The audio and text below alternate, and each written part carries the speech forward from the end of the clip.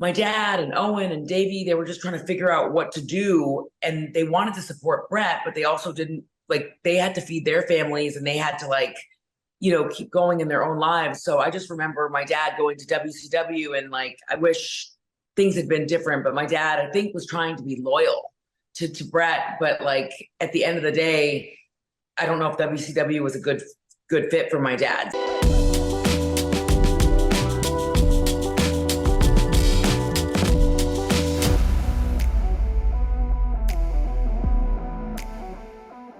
She has been a mainstay of WWE for 16 years now. She's in the Guinness Book of World Records as well. She made history with Lacey Evans in Saudi Arabia. And now she's coming to India for Superstar Spectacle in association with SONY Sports Network, who will also serve as the broadcast partners for the event. How are you doing, Nati? I'm doing great. I'm so excited to be going to India. It's my very first time. So it's something that's like been on my dream list of things to do as a WWE superstar. So I'm really excited. That is so fantastic that you said that. I was looking at previous cards, and in 1996, I was too young to attend that event. But Bret Hart versus Yokozuna happened, and that was like the main event. So how does it feel to carry the tradition of the Harts to India for this edition? Oh, it's huge. And actually, I was in Calgary, my hometown, last week, and I saw Bret Hart, and I was saying to him how excited I am to go to India. And he was saying, that for him, it was one of the highlights of his career too. He's like, you're going to love it. It's amazing. And just the people. I think that's the biggest thing, is that, every place that we go to has something special, but the people of India, I've always felt this sort of affinity and affection from them. I'm not sure if it started from my Great Khali days, where I was managing the Great Khali, and he's actually a very good friend of mine. But the people of India have always just been so wonderful to me. So I think for me, that's why I'm extra excited to go. Amazing. I mean, I was looking at that card. I could not see your dad in it, which was very surprising, because I was watching at that time, and your dad was such an integral part of it. I mean, would he have been proud of you coming to India and carrying the legacy like this? Yeah, I think my dad would have been so proud. My dad, he always just wanted me to have a good time. And I think that, like, India really just embodies the embodies all sorts of different cultural, but really fun things. I mean, when Rhea Ripley and Charlotte Flair went there, they said that they learned how to dance. They were learning all sorts of different traditions and making certain foods and just kind of bonding with the people. And when I go back to the advice that my dad has given me, he always said, just make sure you have a good time. And I feel like, above and beyond anything, I'm going to have a really good time in India, whether I'm eating, authentic Indian cuisine, or whether I'm learning how to dance, or whether I'm kicking ass in the ring. It's going to be so much fun. So I spoke to Sasha when she was in India last time. I mean, the last event was her versus Alexa Bliss. And she had mentioned how, she wrestled in Abu Dhabi for the first time. So that was historic in its own right. I think it was the first time that WWE had gone to Sharjah and Abu Dhabi. And she spoke about how special it was. You made history as well, wrestling in Saudi Arabia. What was that like? And do these firsts mean a lot to you after everything that you've accomplished?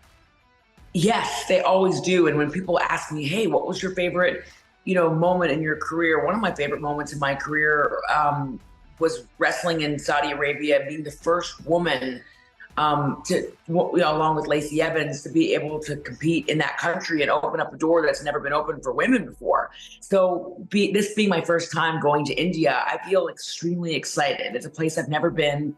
I have so much respect for the culture and the people, and we just have a massive, massive WWE fan base over there, where there's just this mutual respect with our WWE fans in India. And I'm so excited to be able to do this and have this as a first time moment in my career, because, as you know, I have a lot of really great moments in my career. I have 6 world records for my body of work in WWE, but I've never gone to India. So like, it's one of those things. It's like, I feel like a kid in a candy shop. It's exciting. So speaking of records, I mean, you are the clear You have had the most number of matches as a female performer in WWE. The record is held by Kane. He's not performing anymore. The record is 1802 matches. I think you are maybe 600 matches behind. You can definitely get there. Is that something you want to do at some point? I mean, it's crazy. Kane has worked a ton. It's insane, especially for his size as a man. You never know. I mean, I don't feel any signs of slowing down in WWE at all. I look at, just like my body feels great. I feel, knock on wood, I feel every day I wake up and I'm so lucky because I feel pain free. I take really, really good care of my body and my brain and my whole life. I just, focus really on a very healthy lifestyle. But that helps me a lot in having longevity and also really good training. I learned how to wrestle from my uncles in the dungeon, and I had the most incredible training, which has given me this amazing foundation to be the superstar that I am today in WWE. And, I've only had really in my career, I had a nose injury and an ankle injury, and they didn't take me out longer than 3 months and 16 and a half years. So I've had 16 and a half uninterrupted years really in WWE, and that's why I've had such a massive body of work. But I'm excited to keep going. I'm excited to keep making records. Somebody told me the other day that I have the most submission victories of any man or woman in WWE. So I'm like, listen, Guinness, we got to make this a record. But yeah, it's cool. That's so cool. No, I mean, you mentioned being trained by your uncles. Let's go right back to the start. What was your favorite match growing up? You saw that and you were like, I want to do this.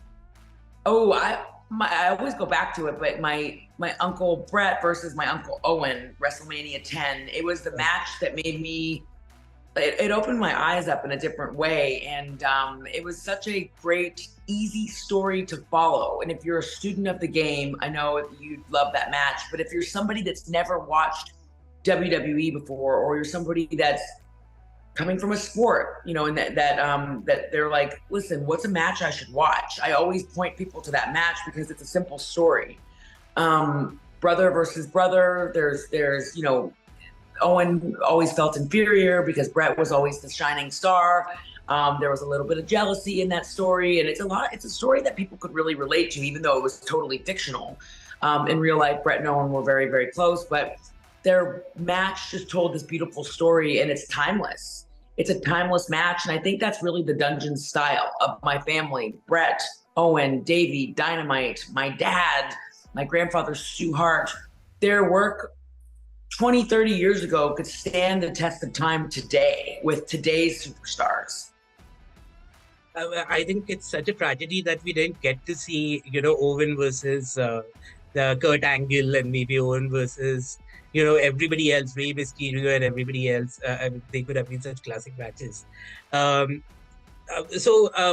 I don't think I'll ever get a chance to ask you this again. And I got the green light from WWE. But as a kid, I was very confused by the Montreal Screwjob.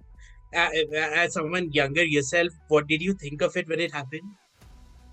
I just remember my dad coming home afterwards, and it was like very chaotic because my dad and Bret were best friends, but my dad also, he loved working for WWE, and he didn't want to like have his career be affected. So I remember there being a lot of chaos because my dad and Owen and Davey, they were just trying to figure out what to do, and they wanted to support Bret, but they also didn't, they had to feed their families, and they had to keep going in their own lives. So I just remember my dad going to WCW, and I wish things had been different, but my dad, I think, was trying to be loyal to Bret. But at the end of the day, I don't know if WCW was a good fit for my dad. So I think everybody was just, there was a lot of chaos. I remember Bret being extremely emotional about it. I think for Bret, it was like he was grieving like a death, as far as the death of his career.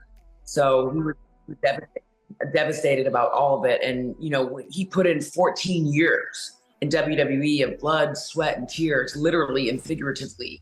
So I feel in my heart that Bret never really wanted to go to WCW. I feel like he always wanted to start and end his career in WWE. But of course, as we know, history didn't have that in mind for him. But it was just a sad, hard time for everyone. And I know Bret was upset and devastated about it. And my dad was confused, and our family, I feel like that was sort of like just a really hard time for everyone. It was a very chaotic time.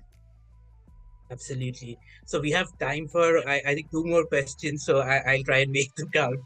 Your good friend and mine, Bill Apter, he just spoke to Nia Jax, and Nia kept saying how she comes to your house to train all the time. Do you maybe want to see her come back to WWE at some point? When I think about Nia Jax, like, she had such a great showing at this past Royal Rumble.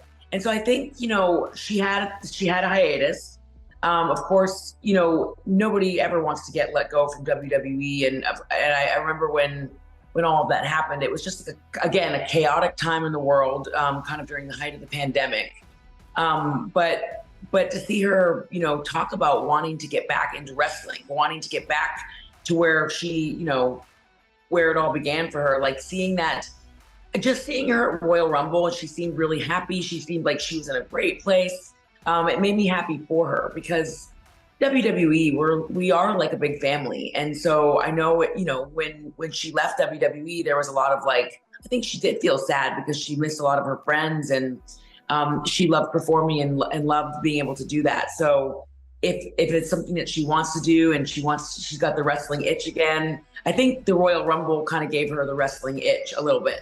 But listen, if anybody from our WWE family ever says to me, Natty, can I come to your ring? Can I work with you and TJ? TJ and I always welcome our WWE family into our ring. So if it's somebody like Nia Jax that wants to work on her craft or wants to get better, we're always happy to help. I really love that when people come down.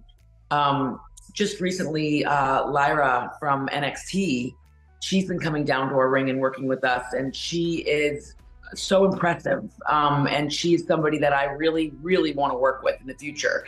So it's also very inspiring for me as well, because I get excited about the different women that I get a chance to work with, and I get a little bit of them right before they, make it up onto the main roster. Amazing, amazing. Okay, so I'm being asked to wrap up. My absolute final question. Let's bring it full circle.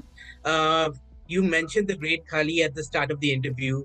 We have Superstar Spectacle coming up. Do you want him to come back on this grand stage? Oh, I would love for the Great Khali to come back. He's a very good friend of mine. He's beloved in India. And he's just Khali, and he's also a WWE Hall of Famer, but he's so special. He's such a special person. And you think about the work that he's done in WWE, but also the work that he's done in Hollywood. And, when Khali was in WWE competing, we would travel together.